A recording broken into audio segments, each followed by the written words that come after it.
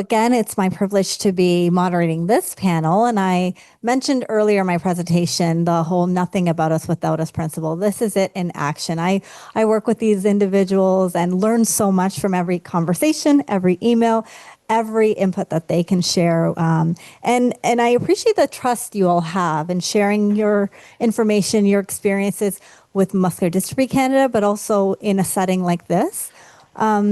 I often say this even when we were doing the journey mapping project. Sometimes when you're reflecting on your health experience and health journey, it can be triggering or it can make you think of what ifs or what would be different. And so again, I thank you for taking time out today to do that.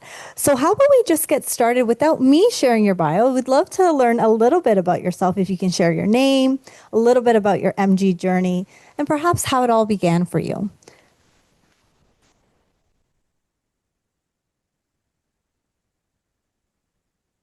I'll try.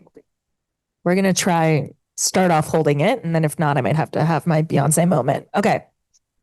So my name is Lindsay, she, her. I got diagnosed super fun time at the end of July of 2020. I was originally diagnosed with ocular MG. I very, very rapidly after that generalized.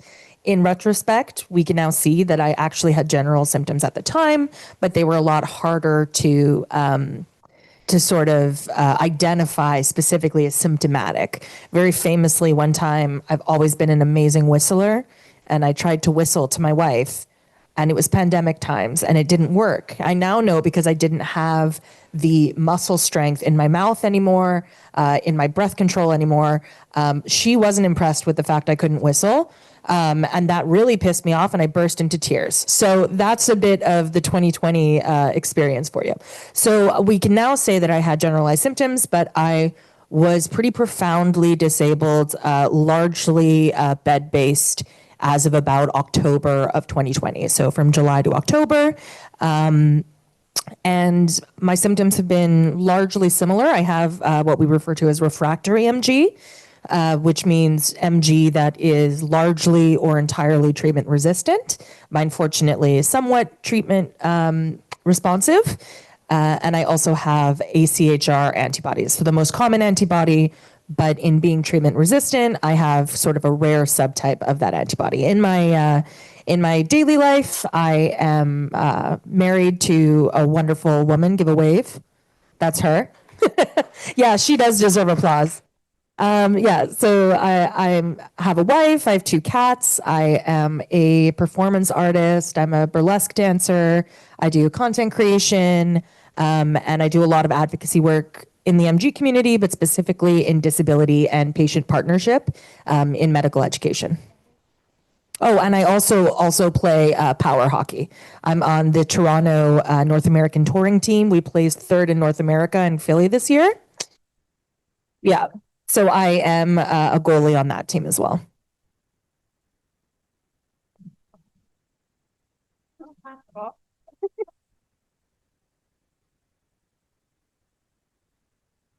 I'm Margo, and I was diagnosed on, I'll never forget this day, November 1st, 2012 at 4:30 in the afternoon. And the way it happened is I had a textbook positive single fiber EMG test done. And the response I got from the neurologist was, "You have MG and you're a lucky girl."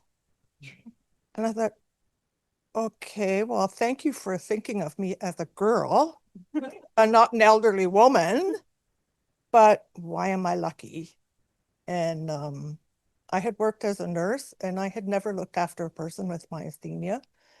In fact, after I finished nursing school, I had never heard of myasthenia. So I had to go home. I was not given any information at the time, no education or anything. So I went home and I still had my Medscape access and everything. So I went online and started reading up on myasthenia and what's it all about. And then I started on that favorite drug called prednisone. That lasted for about 2 years. And we tried introducing some of the other offline typical immunosuppressants like azathioprine, to which I had a very serious adverse event to, a really bad reaction to it. and my husband can attest to that. And then we went on to mycophenolate or Cellcept and a couple of other ones, but I failed all of them. I was MuSK positive, so it was like, well, it was because I was MuSK positive, or what was it? Anyways, it came up to, could we try Rituxan? But at the time, Rituxan was not approved in Canada, and it was offline, and well, let's give it a try and see what happens. Well, I was refused. And my neurologist at the time didn't think that I was bad enough. He says, no, you're not bad enough. I'm not going to appeal it. Okay, so I stayed on the drugs I was on. And then it came up, and we had a few arguments after that. Discussions, I should say. And then it came when Vyvgart came up, and that's one of the FcRn inhibitors that they were talking about earlier, although it's only approved in Canada for AChR positive. And we initially applied for it. I was turned down. But then the company themselves applied to my insurance company, and miracle of miracles, they approved it. And I'm still on it. I'm doing much better. I still have symptoms, but they're much less intense than they were, and I can function much better. I'm not walking around the grocery store, and then all of a sudden it's like, okay, I've got these 2 lead weights on my legs. How am I going to get to the checkout and get home, type of thing. But that's basically my story. And Hi, I'm Bill. And my journey started, I retired after 40 years with the same company, CAA, back in 2021 of October, ready to spend a, lifestyle in Florida and traveling and with my wife. And then a few months later, I started having some weird symptoms. And it was really strange because, I never experienced any of this. And it really was, sometimes we hit it because I felt embarrassed over it. The eyes are drooping. I started having trouble with my speech. I been chewing and eating. So now I was losing weight like crazy. And it just, as time went on, I was in the ER like 4 times. They could not diagnose me. And I was sent for MRIs, CAT scans, Doppler tests, you name it. And then the back of the iron, send me back to the stroke clinic, And this went on, and I'm lucky. I call myself lucky because as them symptoms kept coming, they kept getting worse, because then I started falling. I on curbs and stuff. I did a few face plants, and then next thing you know, my vision, I'm seeing double. Now I can't drive. And now next was my neck. I couldn't hold my head up. And the wife and I were just getting exhausted from going to the hospital and back and forth and getting nowhere. And then finally we were going up to our sons for Thanksgiving of that year. And we weren't going to go, and then we decided to go. And I had a full-blown crisis up there. It had got into my lungs. And I ended up in a small hospital there, which they got me interned to Ottawa, which is probably where I say I'm very lucky, because it was only, say, 9 months, but I got diagnosed. And I'm telling you, if I didn't go through that crisis, I've heard so many people say how long it took them to be diagnosed and how hard it was. So I consider myself lucky. I said the hard part of it was Thanksgiving, and my little grandchildren got to see how bad I had gotten. So when I ended up in the hospital, they thought I wasn't coming back, but it was amazing. I got a Halloween day of 22, diagnosed, feeling like a new man. So I had to go right and see the grandchildren right away. My name is Manley. My journey started 11 years ago. My wife threw me a surprise birthday party, 50 years old, and well into the evening, she came to me and she said, "Are you okay?" I said, "Define okay." I said, "Well, I'm slurring my speech. I'm not seeing well, and I don't drink. I don't, nothing goes in my body." So that's where it started. And then the very next day, called my GP, got an appointment, and then referral to the neurologist, more questions and answers, then 3 more neurologists, a battery of tests, dermatologists, nutritionists, you name it. It all ended with IST. And almost 8 years later, I was diagnosed. Thankfully, well, not thankfully, it's kind of like Bill. Thankfully, I go through multiple GPs, and it's not their fault, but they just don't know what they don't know. And in Port Perry, an amazing GP referred me to an amazing team at Toronto General. And then I got diagnosed July 10th, 2021. And again, numerous medications, thymectomy, and now I'm on Vyvgart as of July 3rd. And it's like, wow, what a change. But again, if I don't fit into this small little hole in all these categories, and I don't have the medical team and the research development team in that hospital, my story was going to be totally different. And I was a very active person, triathlon, ice hockey, like you name it, I was doing it.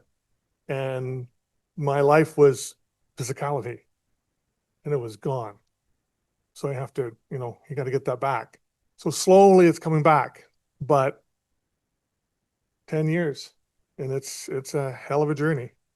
So yeah, I'm all in it, and do whatever we can to make these journeys a lot shorter for anyone who has been just diagnosed or thinking maybe. Well, ask lots and lots of questions and do not settle. And you can see why it's such a privilege that I get to work with these individuals, and one of which I can tell that there's already, you're demonstrating your resilience and optimism. But as you reflect, what is one thing you wish you had known about myasthenia gravis earlier, or what is one thing you wish you would have done differently, or had been different as part of your myasthenia gravis experience so far? Just before I speak, I'd be interested. Can I have a show of hands in the room? Who here is a patient, thinks they might be a patient, a loved one of a patient? Raise your hand. And then, great. Who is here in a professional capacity, a practitioner, an advocate, anything like that? Raise your hand.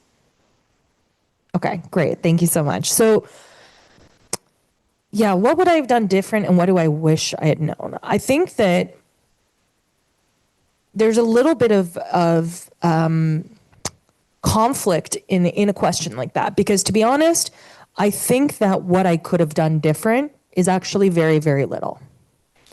And I want to just point out, for the people that aren't in the room, I mean, we are 4 white presenting people, right? We are all well educated, we're all eloquent, we don't face a lot of systemic barriers that a lot of other people in healthcare and in life face, right?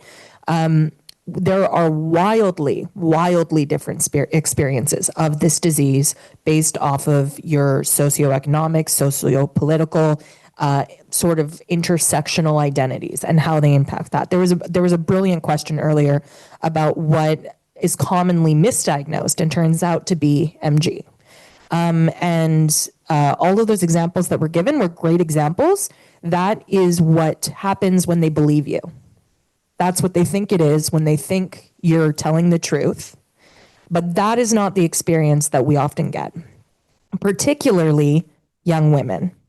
What we traditionally see, and what we've seen throughout a lot of these healthcare journey studies that we've done, is that everyone is misdiagnosed with a whole bunch of stuff.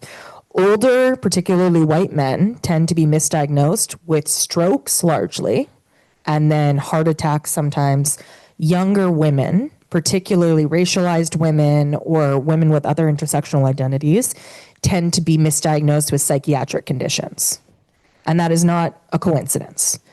So I think it's a little bit, I'm often, when I'm on panels like this, when I'm in situations like this, and people ask me, what do you wish you could have done? What would you have done differently? the power of some of these outcomes, unfortunately and foundationally, is not in our hands. I am about as privileged as you can get within a healthcare system. I studied honors health science.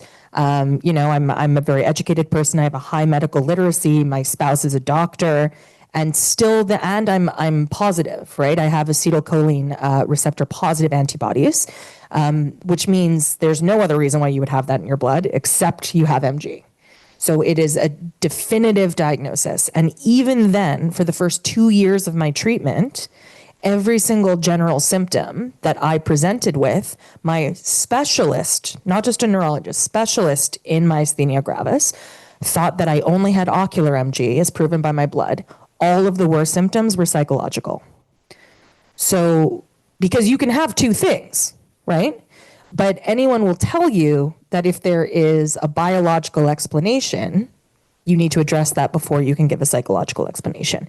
And I'm saying that not as a woe is me story, but because my story is a success, right? My story is I have a microphone and I'm on a panel about this, right? So when I'm asked what I would do differently, I don't know that I as a patient could have done anything differently. What I do now, so that there's outcomes that are different for new people, is I work very closely in changing the culture about how we talk about MG, how we see these patients, how we see patients with complex conditions in general, with, honestly, let's be honest, weird conditions. And I'm lucky. My condition is not as weird as Margo's. Margo, yeah, exactly. I'm a dime a dozen as far as MG comes. Her situation is a lot. I'm in all the studies. Exactly. So I think that, there are themes, certainly, of what we can talk about. It's, if I had to do something differently, what I would have done differently, and this sounds really depressing, and I don't mean it to be depressing, I mean it to be a wake-up call to those of you in the room who have power in this industry. What I would have done differently is I would have relied on the expertise of experts less. I would have advocated for myself more earlier. I would have challenged the person who has 10 papers in this and is the expert in this area earlier. Because those were really the things, not the symptoms, but how I experienced the symptoms in the healthcare system that really impacted my quality of life early. And yeah, so I mean, that's kind of a tangential answer to the question that you asked, but I would say certainly I would have done that, and I would have connected with community earlier.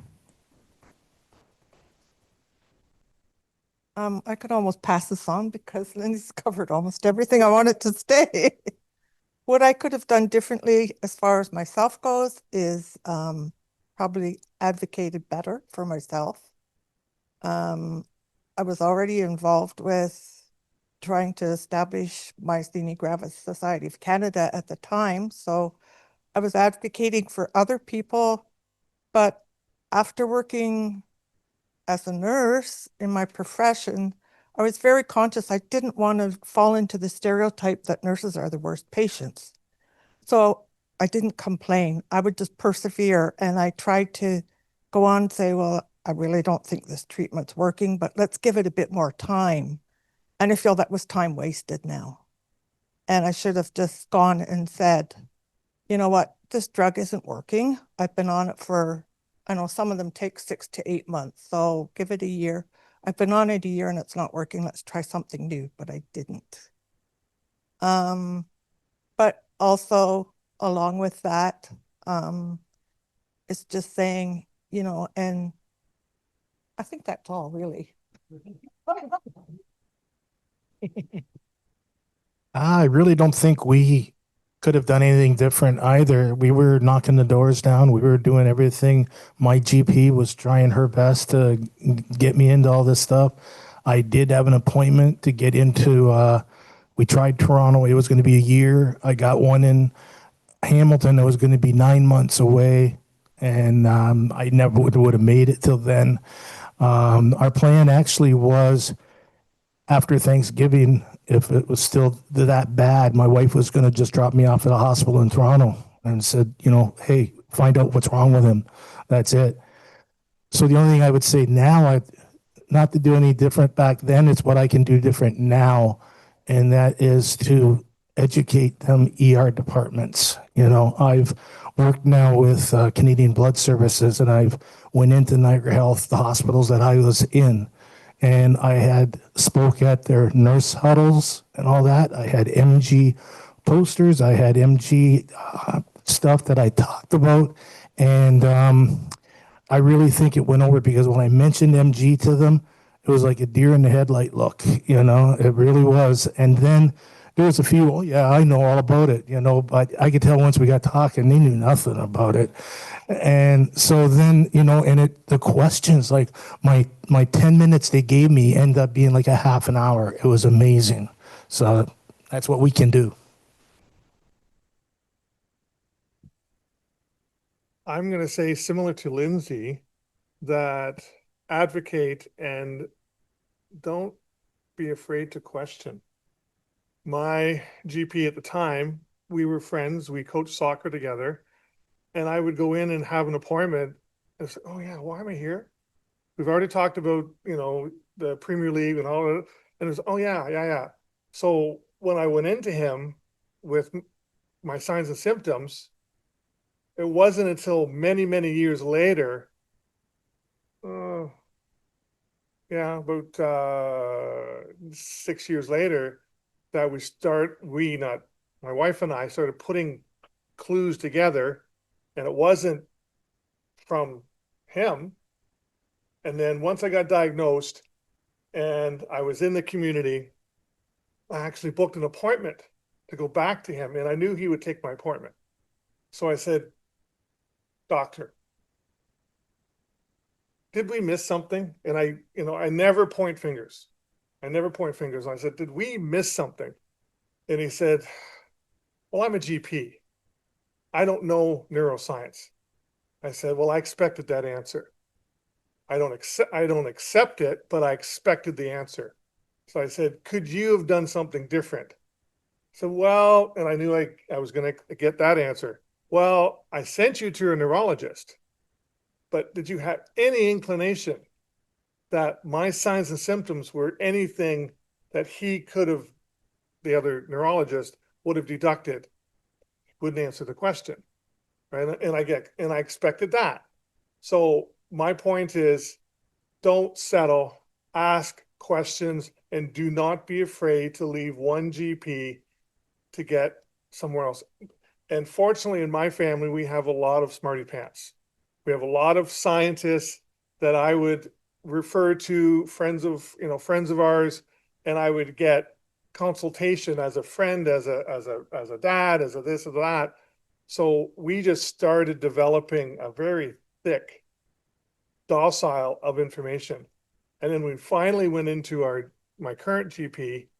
She jumped all over it, and she knew exactly where to take this information. Where before, dismissed, like dismissed. So don't settle, keep pushing. And even when you have a low day or low week or whatever, pick yourself up and keep going. Do not settle. So that's what I learned, that if I had the crystal ball, I would have not settled, or I would have been more proactive and more resilient in pushing that doctor then to say, I'm not happy. This is not me. Nothing's gone in my body to give me any indication. I haven't mistreated my body. What the double H is going on here? So I would just keep pushing, and do not be afraid to insult someone or be misinterpreted. Just keep going. I had a note on that really quick. Thank you No. so much. I think what Manley was touching upon is something that we all have in our experiences, right? That importance of self-advocacy and how things don't happen without that. I just want to acknowledge that self-advocacy, our abilities to self-advocate, are largely dependent on factors outside of our control, right? One of the things that Like I live kind of on the outskirts of the margins, on the good side of the margins, right? But one thing that we will hear time and time again in some of my other organizations that I'm in is, for instance, there will be a patient who's a Black woman. And when we do things like wanting to push really hard, when we're doing things like saying like, I don't think you know what you're talking about, when we're saying things like, I've read these other studies and this doesn't align with those studies, that woman might be labeled a difficult patient, where I say the exact same things and I am not. So as much as we on this stage can say those things, I think, and those are important, right? But in some cases, the harder you push, the further you fall back in terms of actual outcome. So I think it's important for us to acknowledge in this space that importance of self-advocacy, but also to acknowledge the importance of creating a culture within that doctor's office, but also outside of that doctor's office, that doesn't require that to crave self-advocacy, right? That isn't primed to see patients who are advocating for themselves, sometimes emotionally, sometimes aggressively. Sometimes you are the 12th specialist they have seen, and you are telling them the same things that they know are not true, and they are crying or they are yelling or they are storming out, and to not see that person as inherently unreasonable. Because I just want to acknowledge that we're all coming from a position where we are, by the nature of being here, very strong advocates, right? And that's a problem which we see across the space, and a problem which is especially overrepresented in populations that are not here today. All right, as we approach the end of the panel, I have a number of questions, but actually my question is this: what is one question you wish people asked you about myasthenia gravis, or they haven't yet asked you about myasthenia gravis? You have to listen to me talk again. Okay. I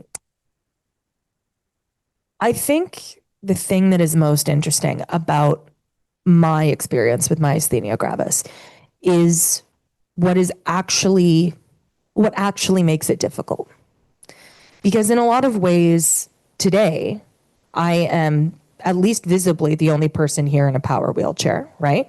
We're talking about all these kinds of conditions. We're talking about conditions where we're talking about treatments and everything, doing our absolute best to stop people from becoming like me, right? And I think that the philosophy and approach that we have externally and internally to the myasthenia gravis community can be quite othering and can be quite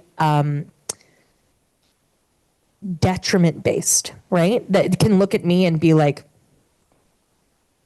poor dear, she can't walk, right? Like it's very, whereas in many ways, I think that my life has improved in a lot of ways since I've become disabled, not because I have MG, but my life is very full and practical and whatever. And I think that because we see such a wide range in symptom presentation, such a wide range in kind of what is included in the MG umbrella, I think that we're sort of teetering always on this version of, I used to be super active and now I'm not active anymore. And how do I get back to that? And everything is always, oh, well, I can play soccer again, but I'm not as good as I used to be. Or I can't play soccer anymore. I can only coach now and I wish I could play, right? I think a lot of it is based off of what we don't have.